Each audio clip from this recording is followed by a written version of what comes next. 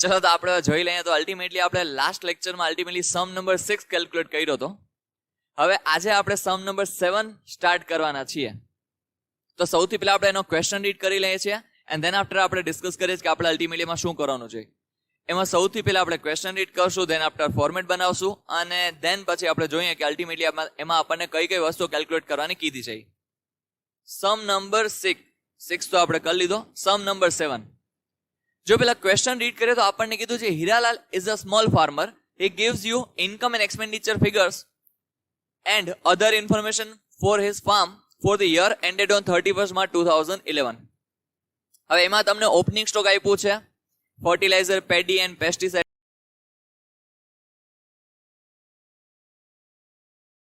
બરાબર, જ્યારે પણ તમને કોઈ એવો નવો વર્ડ આવે તો એવું સમજી લેવું અને એના પરથી તમને ખબર પડી જ જતી હશે.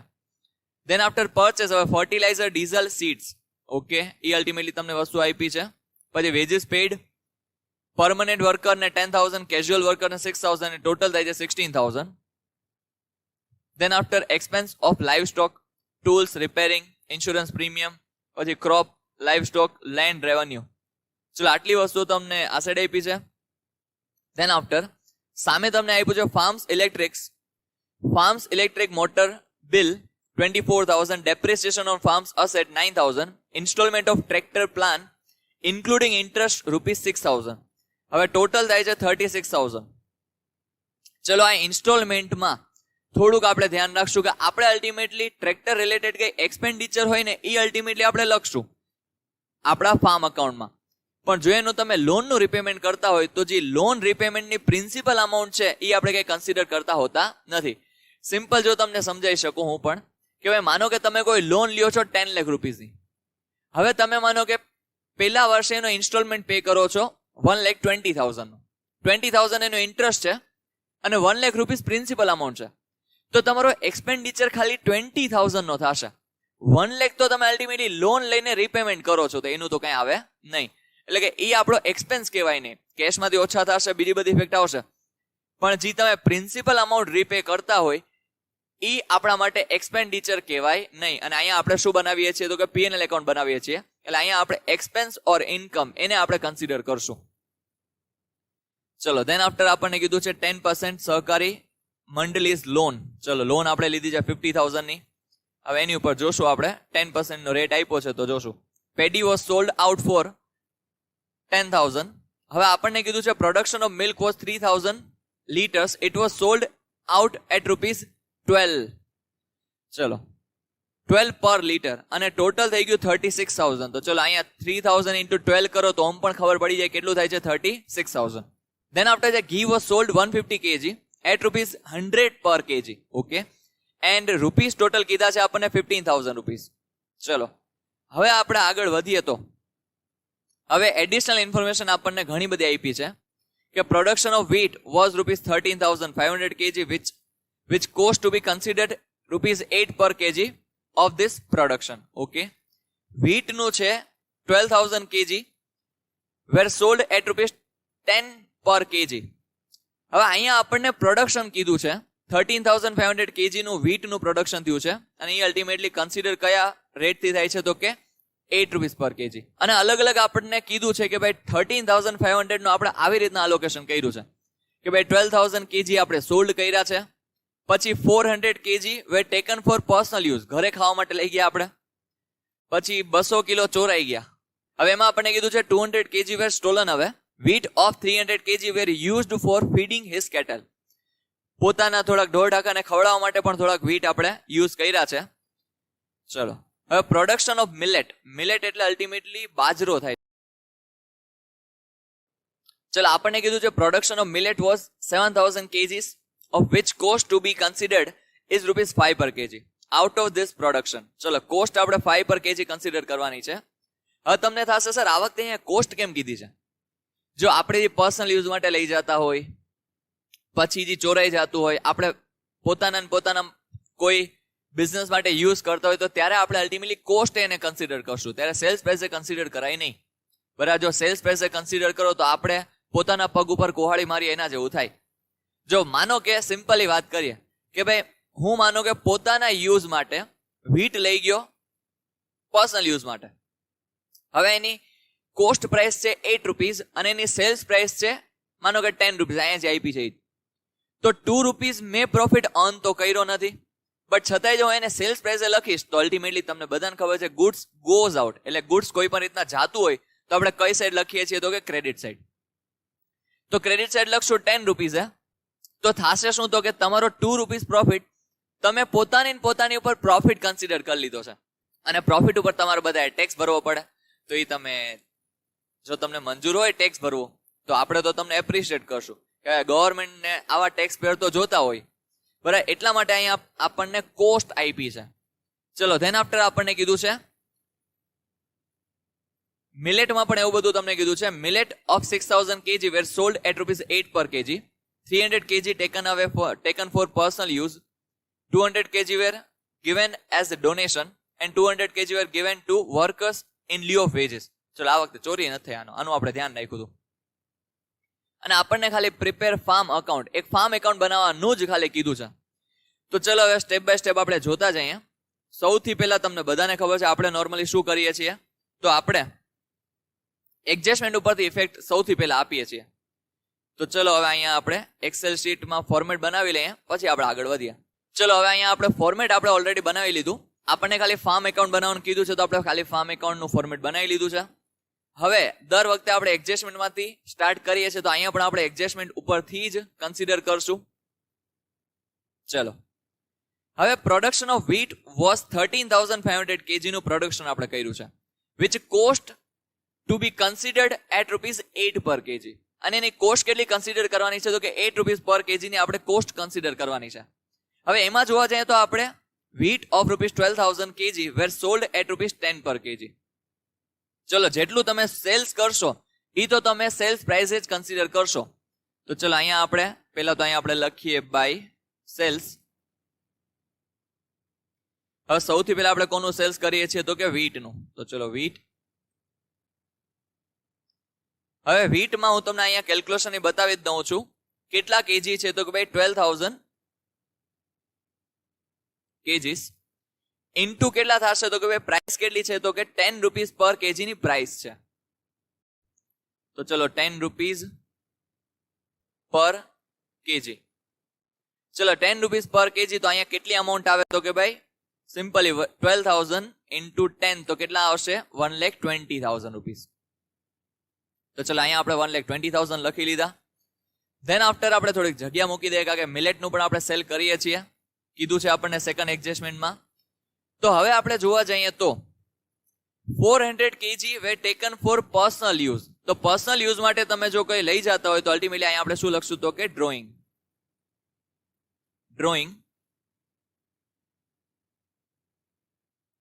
અહીંયા આપણે લખી લેશું શું તો કે wheat for personal use. ચલો wheat આપણે પર્સનલ યુઝ માટે લઈ ગયા છીએ. હવે અહીંયા કેટલી અમાઉન્ટ આવશે તો કે અહીંયા અમાઉન્ટ આવશે પહેલા તો ચલો કેટલા કેજી આપણે લઈ ગયા તો કે 400 kgs આપણે લઈ ગયા છીએ. તો 400 kgs ઇન્ટુ રૂપીઝ. હવે આની કોસ્ટ કેટલી છે તો કે 8 રૂપીઝ પર કેજી. તો આને આપણે કન્સિડર કરશું 8 રૂપીઝ પર કેજી. ચલો હવે અહીંયા જોવા જઈએ તો 400 ઇન્ટુ 8 એટલે કેટલા થશે 3,200 રૂપીઝ. તો 3,200 રૂપીઝ આપણે પર્સનલ યુઝ માટે લઈ જઈએ છીએ એટલે અહીંયા આપણે લખશું ડ્રોઈંગ. ધેન આફ્ટર કીધું છે wheat of 200 kg were stolen. હવે ચોરી થઈ જાય છે કેટલા કેજી તો કે 200 kg. હવે 200 kg આપણે ચોરી થઈ જાય તો આપણા માટે શું કહે તો કે લોસ કહેવાય કે નહીં તો કે યસ. તો જ્યારે પણ લોસ થતો હોય તો તમે એની ઇફેક્ટ બંને સાઈડ આપશો. લોસ આઈધર એક્સપેન્સ કોઈ પણ ગુડ્સનું થતું હોય તો અલ્ટિમેટલી તમે બંને સાઈડ ઇફેક્ટ આપશો. તો અહીંયા ચોરી થઈ જાય છે તો અહીંયા જોવા જાવ તો અહીંયા આપણે પહેલા તો credit side because goods ultimately goes out તો છે તો કે યસ. હવે અહીંયા આપણે લખી નાખીએ બાય wheat stolen. હવે અહીંયા પ્રાઇસ કેટલી તો કે ચલો કેટલા કેજી આપણા ચોરી થઈ ગયા છે તો કે ભાઈ 200 kgs હતું બરાબર છે ને 200 kgs ઇન્ટુ એની પ્રાઇસ કેટલી છે તો કે ₹8 પર કેજી. ચલો અહીંયા જોવા જાય તો કેટલી અમાઉન્ટ આવશે તો કે ભાઈ 200 ઇન્ટુ 8 એટલે કેટલા થશે 1600. હવે આ આપણા માટે એક્સપેન્સ પણ થશે બીકોઝ અલ્ટિમેટલી ચોરી થાય તો એ આપણા માટે લોસ કહેવાય તો કે યસ. તો લોસની ઇફેક્ટ તમે ક્યાં આપો છો તો કે હજી પીએનએલ એકાઉન્ટમાં આપણે ડેબિટ સાઇડ પણ આપતા હોઈએ છીએ. તો અહીંયા ફાર્મ એકાઉન્ટ આપણા માટે પીએનએલ એકાઉન્ટ જ છે તો કે યસ. તો અહીંયા આવે લખશું 2 wheat stolen away. હવે અહીંયા તમે કેલ્ક્યુલેશન નહીં બતાવો તો ચાલશે બીકોઝ તમે એકવાર બતાવી દીધું છે એટલે સેકન્ડ ટાઈમ બતાવવાની કોઈ રિક્વાયરમેન્ટ છે નહીં. હવે ધેન આફ્ટર આપણને શું કીધું છે તો કે હજી આપણને કીધું છે wheat of 300 kg were used for feeding his cattle. કે પોતાના કેટલ માટે એને ફીડ કરવા માટે આપણે શું કરીએ તો કે wheat ખવડાવીએ છીએ એ લોકોને. તો અહીંયા પણ જોવા જઈએ તો ચલો અલ્ટિમેટલી આ આપણા માટે શું કહેવાય તો કે એક્સપેન્સ કહેવાશે તો કે યસ અહીંયા wheat. ચલો હવે અહીંયા આપણે લખીએ by wheat for on cattle. હવે અહીંયા કેટલા કેજી છે તો કે અહીંયા પણ 300 કેજીસ છે. ચલો 300 કેજીસ ઇન્ટુ પ્રાઇસ કેટલો છે તો કે ભાઈ ₹8 પર કેજી બીકોઝ અહીંયા આપણે કોસ્ટ જ કન્સિડર કરશું તો અહીંયા આપણે 8 પર કેજી લખી નાખ્યું. ચલો અહીંયા જોવા જઈએ તો અમાઉન્ટ કેટલી આવશે. હવે અહીંયા અમાઉન્ટ કેટલી આવશે તો કે 300 ઇન્ટુ 8 તો અહીંયા અમાઉન્ટ આવશે 2400. ચલો તો અહીં સુધી અહીંયા આપણે કન્સિડર કર્યું 2400. હવે અલ્ટિમેટલી આ આપણા માટે શું કહેવાય તો કે એક્સપેન્સ કહેવાય તો કે યસ. તો અહીંયા આપણે લખી નાખશું અહીંયા પણ કરેક્ટ કરી નાખીએ wheat to wheat for his own cattle. Amount કેટલી તો કે 2400. તો ચલો અહીંયા આપણો ફર્સ્ટ એડજસ્ટમેન્ટ થઈ ગયો કમ્પ્લીટ. હવે આપણે સેકન્ડ એડજસ્ટમેન્ટ જોઈએ તો શું કીધું છે સેમ વસ્તુ કીધી છે મિલેટ માટે. Production of millet was 7000 kg of which cost to be considered is ₹5 per kg. Out of this production. હવે પહેલા તો 7000 kgs નું પ્રોડક્શન થાય છે. હવે એમાંથી આપણે અલગ અલગ વસ્તુ આ કરીએ જો 6000 kg અલ્ટિમેટલી આપણે સોલ્ડ કરી લીધા. 300 kg આપણે શું કર્યા તો કે પર્સનલ યુઝ માટે લઈ ગયા. 200 kg આપણે ડોનેટ કરી દીધા અને 200 kg નું અગેન શું કર્યું છે તો કે વેજીસ તરીકે આપી દીધા છે. તો કઈ વાંધો નહીં. ચલો હવે અહીંયા આપણે સૌથી પહેલા તો સેલ્સ લખીએ. સેલ્સમાં આપણે લખીએ તો શું છે કેટલા કેજી સેલ્સ કર્યા છે તો કે ભાઈ અહીંયા આપણે પહેલા તો લખીએ આ શું છે તો કે મિલેટ. હવે અહીંયા 6000 કેજીસ ઇન્ટુ હવે એની પ્રાઇસ કેટલી છે તો કે પ્રાઇસ છે ₹8 પર કેજી.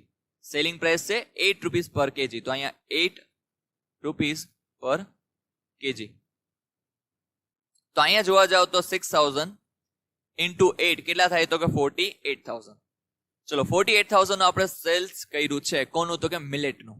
હવે આપણે આગળ વધીએ તો હવે 300 કેજી આપણે કોના માટે લઈ ગયા તો કે પર્સનલ યુઝ માટે લઈ જઈએ છીએ. ચલો કાંઈ વાંધો નહીં. અહીંયા જ આપણે લખી નાખીએ બાય ડ્રોઈંગ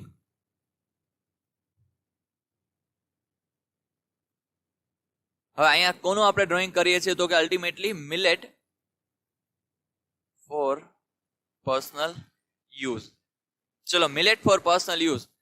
હવે અહીંયા કેટલા કેજી છે તો કે ભાઈ 300 કેજીસ છે. તો અહીંયા 300 કેજીસ ઇન્ટુ કોસ્ટ કેટલી છે તો કે કોસ્ટ છે ઓનલી ₹5 પર કેજી. તો અહીંયા આપણે લખશું ₹5 પર કેજી. હવે અહીંયા જોવા જાય તો 300 ઇન્ટુ 5 તો કેટલા થશે 1500. એ ડ્રોઈંગ છે એટલે અહીંયા આપણી કોઈ સેકન્ડ ઇફેક્ટ આવશે નહીં એટલે કે ડેબિટ સાઇડ કોઈ ઇફેક્ટ આવશે નહીં. જો બેલેન્સ શીટ બનાવતા તો આપણે કેપિટલ માંથી માઇનસ કરત આઈધર ડ્રોઈંગમાં એડ કરી દે. ચલો હવે આપણે જોઈએ તો નેક્સ્ટ આપણને કીધું છે શું તો કે ભાઈ પર્સનલ યુઝ માટે લીધું હતું એ આપણે કન્સિડર કરી લીધું. Millet of 200 kg were given as a donation. હવે ડોનેશન આપણે નોર્મલી આપતું રહેવું પડે એ આપણા બિઝનેસ માટે પણ એક્સપેન્ડિચર કેવા છે તો કે યસ. હવે પેલા તો અલ્ટિમેટલી આ goods goes out from the business તો કે યસ. તો એ આપણે અહીંયા લખી લઈએ પેલા તો by millet given for donation. હવે અહીંયા કેટલા કેજીસ છે તો કે અહીંયા કેજીસ છે 200 કેજીસ. પ્રાઇસ કેટલો છે તો કે ભાઈ કોસ્ટ છે ₹5 પર કેજી. ચલો ₹5 પર કેજી. તો અહીંયા જોવા જઈએ તો 200 into 5 તો કેટલા થશે 1000. હવે ડોનેશન આપણા બિઝનેસ નો પણ શું કહેવાશે તો કે એક્સપેન્સ કહેવાશે. તો અહીં આપણે લખશું to millet given for donation. ચલો અમાઉન્ટ કેટલી છે 1000 રૂપીસ. હવે ધેન આફ્ટર શું કીધું છે last and final millet of 200 kg were given to workers in lieu of wages. હવે વેજીસ આપણે વર્કર્સને આપવાના હતા, એની જગ્યાએ આપણે શું આપી દીધા તો કે મિલેટ. એ લોકોને પણ અલ્ટિમેટલી આપણી વસ્તુઓ આપી દીધી. તો અહીંયા પણ કઈ વેલ્યુ કન્સિડર થાય તો કે કોસ્ટ પ્રાઇસ કન્સિડર થાય. તો અહીંયા હવે જોવા જઈએ તો મિલેટ આપણે વેજીસ તરીકે આપીએ છીએ, તો અહીંયા by millet given in lieu of wages. ચલો અહીંયા પણ કેટલા કેજીસ આપણે વેજીસ તરીકે આપીએ છીએ તો કે 200. તો અહીંયા 200 કેજીસ ઇન્ટુ 5 રૂપીસ પર કેજી. તો અમાઉન્ટ કેટલી આવી જશે તો કે અહીંયા પણ આવશે 1000. બટ અહીંયા આપણે જોવા જશું તો આ પણ આપણા માટે શું કહેવાશે તો કે એક્સપેન્સ કહેવાશે. તો તમે અલગથી લખી નાખો તોય કોઈ વાંધો નથી. અને અહીંયા તમને ટ્રાયલ બેલેન્સમાં વેજીસ પેડ આઈધર વેજીસ જેવું તરીકે તમને કંઈક આપેલું હશે. તો કે ચલો જો આપેલું જ છે એમાં એડ કરીને લખો તોય વાંધો નથી. હું અહીંયા અલગ લખું છું ટુ મિલેટ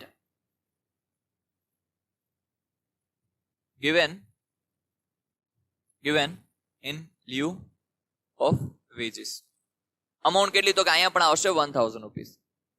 ચલો હવે આપણે ટ્રાયલ બેલેન્સમાં જે ઇફેક્ટ આપવાની છે એ આપણે જોઈ લેશું. હવે તો એક વસ્તુ અહીંયા ધ્યાન રાખવાની છે.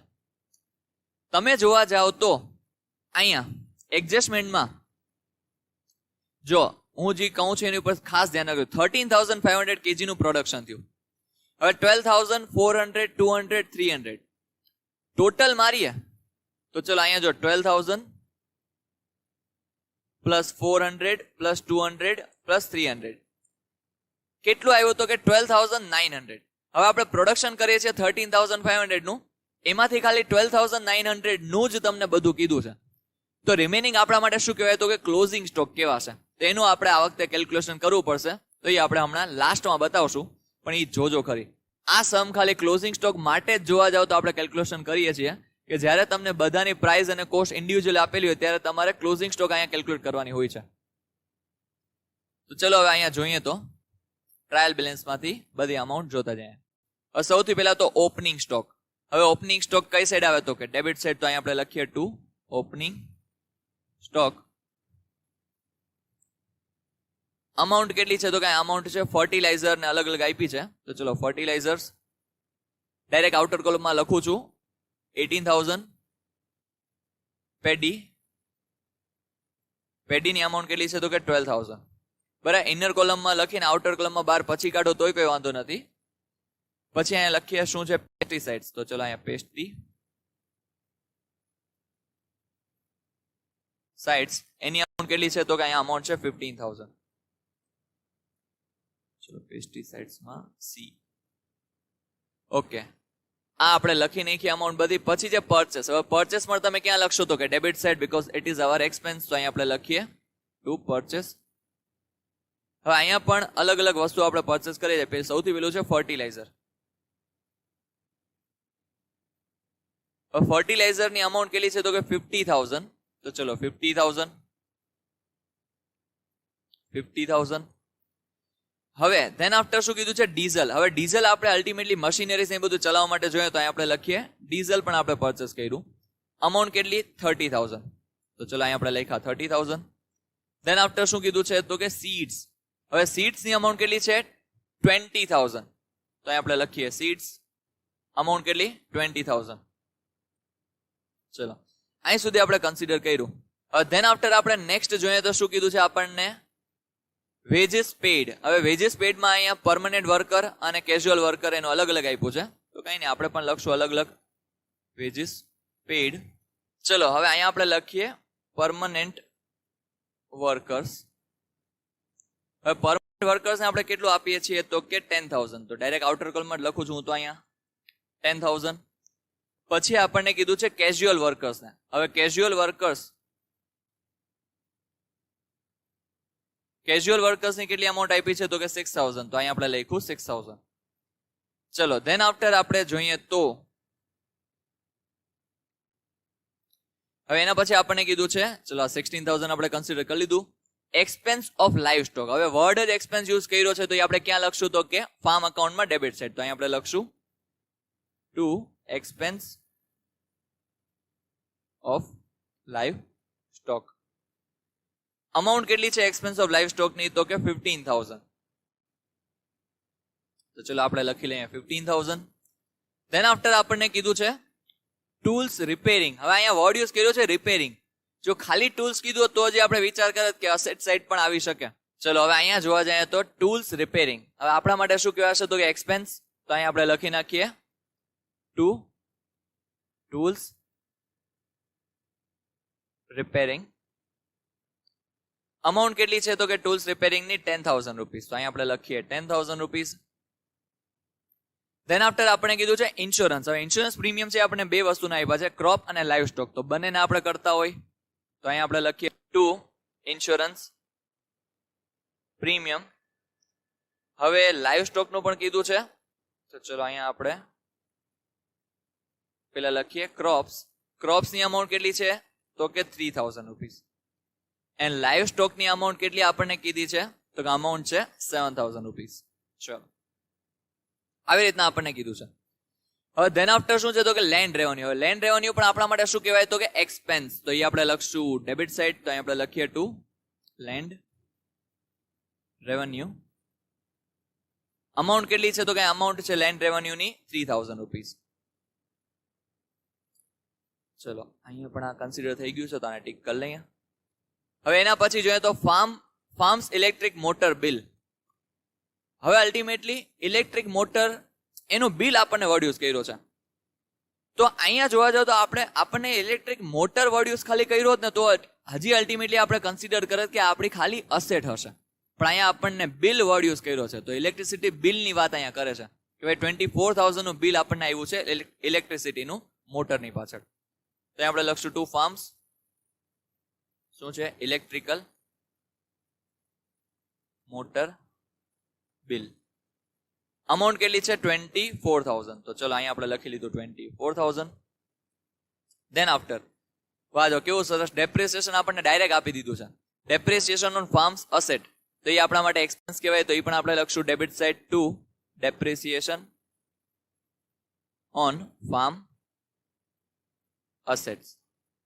અમાઉન્ટ કેટલી છે તો કે અમાઉન્ટ આપણને આપેલી છે 9,000 રૂપીસ. તો ચલો 9,000 એ પણ આપણે લખી લીધા. હવે ઇન્સ્ટોલમેન્ટ ઓફ ટ્રેક્ટર લોન. હવે આપણને 36,000 ની હોલ લોન ની અમાઉન્ટ કીધી છે, એટલે કે ઇન્સ્ટોલમેન્ટ ની અમાઉન્ટ કીધી છે. હવે અહીંયા જે તમે પ્રિન્સિપલ અમાઉન્ટ રિટર્ન કરતા હોય એ આપણે અહીંયા કન્સિડર કરવાની હોતી નથી. હા, એ તમારી લાયબિલિટીમાંથી લેસ થશે, પણ અહીંયા આપણે બેલેન્સ શીટ તો બનાવતા નથી. તો અહીંયા જે આપણા માટે એક્સપેન્ડિચર હશે એને જ આપણે કન્સિડર કરશું. તો અહીંયા આપણા માટે એક્સપેન્ડિચર ખાલી કેટલી અમાઉન્ટ થશે તો કે 6,000 રૂપીસ થશે. કે અહીંયા આપણે લખશું to interest on tractor loan. ચલો અમાઉન્ટ છે 6,000 રૂપીસ. અહીંયા ઘણા બધા લોકો મિસ્ટેક કરે છે, 36,000 લખી નાખીએ, પણ 36,000 આપણે લખવાના હોતા નથી. કેટલી અમાઉન્ટ લખવાની હોય છે તો કે ખાલી ઇન્ટરેસ્ટ જેટલી જ અમાઉન્ટ લખવાની હોય છે. કેટલી છે 6,000. ચલો ધેન આફ્ટર કીધું છે 10% સહકારી મંડળીઝ લોન 1/4/2010 આપણે લીધી છે. 50,000 ની લોન છે. હવે પેલા તો અહીંયા આપણને કે ઇન્ટરેસ્ટ જેવો વર્ડ આવ્યો, ઇન્ટરેસ્ટ આપણે પે કરી દીધું હોય આ સહકારી મંડળીની લોન ઉપર. ઇન્ટરેસ્ટ જેવું અહીંયા આપણને કઈ આવેલું છે નહીં, બરાબર? મને ક્યાંય કન્સિડર એટલે કે દેખાતું નથી. તો આ લોન નું તો આપણે કઈ કરવાનું હોતું નથી, પણ લોન ઉપર જે ઇન્ટરેસ્ટ થતો હોય એ આપણે કેલ્ક્યુલેટ કરવું પડે. તો અહીંયા આપણે વર્કિંગ નોટ નંબર 1 બનાવી નાખીએ, જ્યાં જગ્યા છે ત્યાં જ બનાવી નાખીએ. અથવા ચલો ઉપર થોડુંક બનાવીએ, સારું લાગે. Working note number 1, outstanding interest on સહકારી મંડળીઝ લોન. ચલો આઉટસ્ટેન્ડિંગ ઇન્ટરેસ્ટ ઓન સહકારી મંડળીઝ લોન. હવે પેલા તો અહીંયા લોન ની અમાઉન્ટ કેટલી છે તો કે લોન ની અમાઉન્ટ છે અહીંયા 50,000. હવે 50,000 ઉપર તમે કેટલા % ઇન્ટરેસ્ટ કેલ્ક્યુલેટ કરશો તો કે 10%. શું કામ એને 10%? બીકોઝ આપણે હોલ યર માટે લીધી છે. જો તમે જોઈ શકો છો અલ્ટિમેટલી આપણું યર એન્ડ થાય છે કેટલું તો કે 31st March 2011 ના. હવે એના અલ્ટિમેટલી 10%, એટલે કે આને આપણે લોન લીધી છે ક્યારે, તો કે 1/4/2010 માં. તો હોલ યર નો આપણે ઇન્ટરેસ્ટ કેલ્ક્યુલેટ કરવું પડશે. તો અહીંયા હોલ યર નો ઇન્ટરેસ્ટ કેટલો આવશે, તો કે ભાઈ સિમ્પલ વાત છે, 50,000 ના 10% એટલે 5,000, પણ આપણે કેલ્ક્યુલેટ કરી લઈએ છીએ 5,000 રૂપીસ. તો ચલો અહીંયા આપણે લખી નાખશું 5,000 રૂપીસ આપણું આવ્યું ઇન્ટરેસ્ટ ઓન લોન. હવે અહીંયા અત્યાર સુધી આપણે કઈ ઇન્ટરેસ્ટ તો પે કર્યું છે નહીં, તો ભલે ઇન્ટરેસ્ટ પે નથી કર્યું પણ એક્સપેન્સ તો કરંટ યર નો જ છે કે નહીં, તો કે યસ. તો અહીંયા આપણે લખી નાખશું ટુ ઇન્ટરેસ્ટ, અહીંયા આપણે લખશું આઉટસ્ટેન્ડિંગ ઇન્ટરેસ્ટ ઓન સહકારી મંડળીઝ લોન. ચલો અમાઉન્ટ કેટલી છે 5,000 રૂપીસ. આપણે ઉપર કેલ્ક્યુલેશન કર્યું છે 5,000. ધેન આફ્ટર કીધું છે પેડી વોઝ સોલ્ડ આઉટ ફોર 10,000. ચલો પેડી પણ આપણે સોલ્ડ કરી છે કેટલી અમાઉન્ટમાં, તો કે 10,000 માં. તો એ પણ આપણે લખી નાખશું સેલ્સ સાઇડ પેડી અમાઉન્ટ કેટલી છે, તો કે 10,000 રૂપીસ. ચલો તો 10,000 rupees.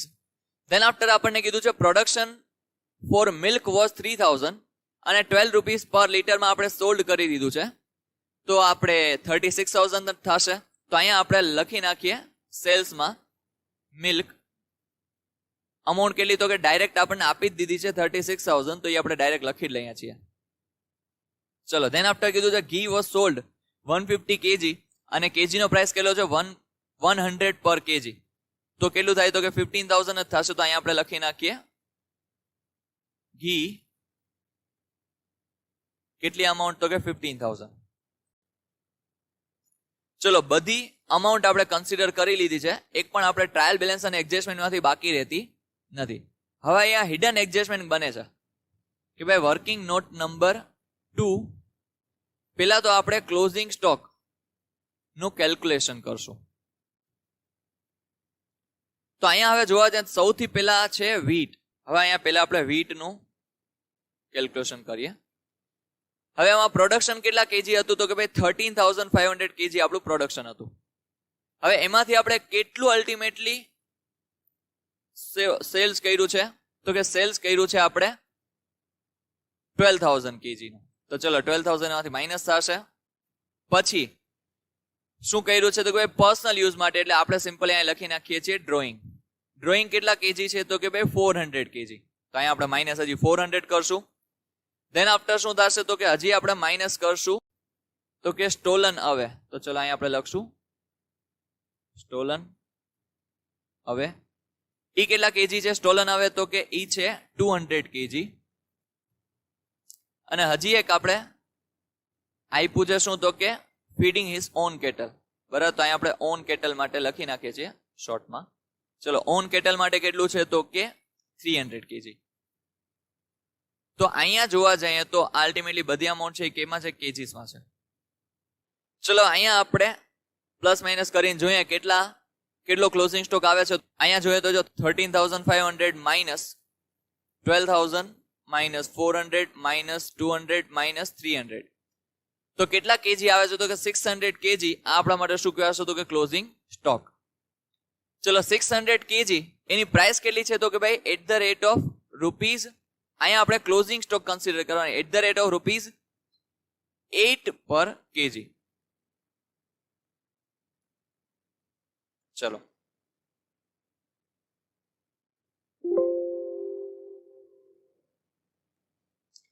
At the rate rupees 8 પર કેજી. તો એ તમે અહીંયા પણ કેલ્ક્યુલેશન કરીને બતાવી શકો છો, ને વાત તમારે લખવું હોય તોય કોઈ વાંધો નથી. હવે હું તો ત્યાં થોડોક કચરો ઓછો થાય એટલા માટે હું તો અહીંયા જ લખી નાખું છું. ચલો અહીંયા તમે અલ્ટિમેટલી અહીંયા પણ કેલ્ક્યુલેશન બતાવી શકો છો અને વા પણ બતાવી શકો છો અકાઉન્ટમાં. તમે જ્યાં પણ બતાવશો કોઈ વાંધો નથી, હું તો અહીંયા જ બતાવી દઉં છું. 600 into 8, તો અમાઉન્ટ કેટલી આવી જશે, તો કે ભાઈ 4,800 રૂપીસનો ક્લોઝિંગ સ્ટોક છે વીટનો. હવે સેમ વેથી આપણે કન્સિડર કરશું મિલેટ. હવે મિલેટમાં પણ જોવા જઈએ તો પ્રોડક્શન આપણને આપેલું છે, તો કે યસ.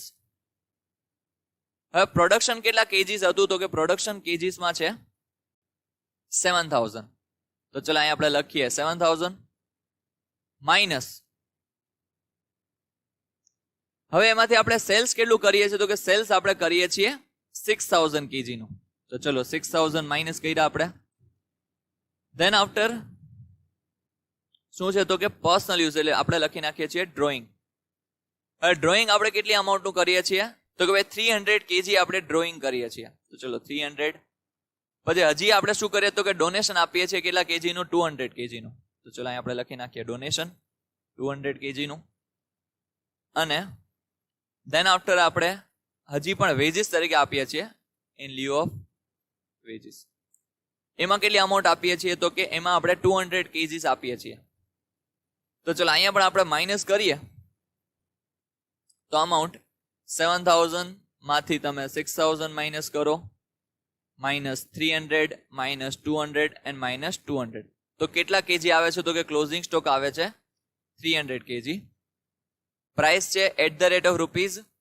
કોસ્ટ કેટલી છે તો કે 5 રૂપીઝ પર કેજી. તો અહીં આપણે લખશું 5 પર કેજી.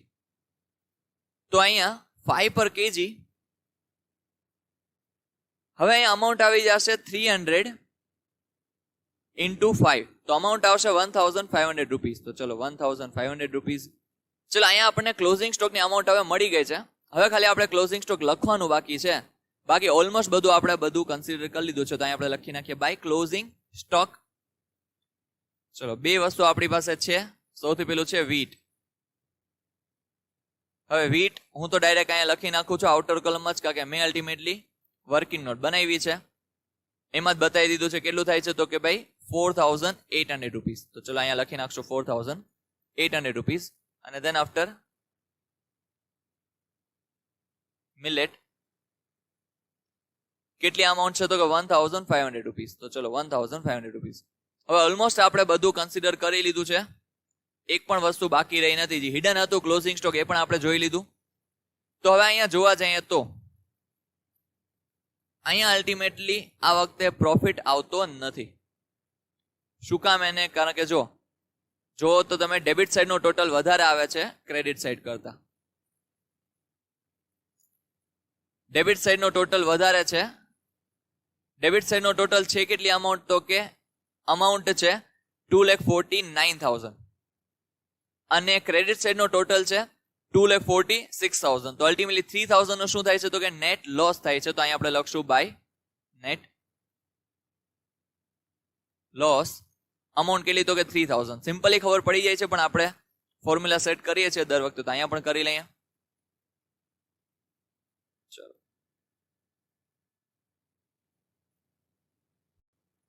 ચલો અહીંયા આપણું ફોર્મ્યુલા સેટ થઈ ગયું. નેટ લોસની અમાઉન્ટ આવી 3,000 રૂપીઝ. તો ચલો અહીંયા આપણે સમ આપણો થઈ ગયો કમ્પ્લીટ. ચલો જોવા જાવ તો આપણે આટલું કેલ્ક્યુલેશન કર્યું છે. તમે સ્ક્રીનશોટ પાડી શકો છો લખવા માટે એના માટે. બટ આટલી વસ્તુઓ આપણે અહીંયા બનાવી છે. બરાબર, વર્કિંગ નોટ હોય ત્યારે આપણે બનાવવી પડે. આ ક્વેશ્ચનમાં આપણે ક્લોઝિંગ સ્ટોકનો એક નવો પોઈન્ટ શીખ્યા છીએ. બાકી બધા પોઈન્ટ તમને ઓલરેડી બીજા બધા પ્રીવિયસ સમસમાં આવી ગયા છે. અને આ ચેપ્ટર એટલા માટે સહેલું છે બીકોઝ ફાર્મ એકાઉન્ટિંગ આપણે પીએનએલ એકાઉન્ટ લગભગ 11th સ્ટાન્ડર્ડથી બનાવીએ છીએ. તો હવે આપણને જો પીએનએલ એકાઉન્ટ એ બનાવતા ન આવડે તો આપણે પછી શું વિચારી શકીએ તમારા માટે. એટલા માટે આ ચેપ્ટર ઈઝી છે. બરાબર, જે પોઈન્ટ ડિફિકલ્ટ છે એ ચલો ન થાય તો તમારા આન્સર તો આવી જ જશે. 15 કે 14 માર્ક્સ કા તો 20 માર્ક્સમાં તમને સમ પૂછાતો હોય તો એમાંથી તમને 10 to 12 માર્ક્સ તો આવી જાય કે નહીં? ચલો 8, 9, 10 તો આવી જાય કે નહીં? તો કે આવી જ જાય. તો આની સાથે અહીંયા આપણે લેક્ચર કરીએ છીએ કમ્પ્લીટ. મળીએ નેક્સ્ટ લેક્ચરમાં નવા કોઈ સમ સાથે. Till then take care, bye bye.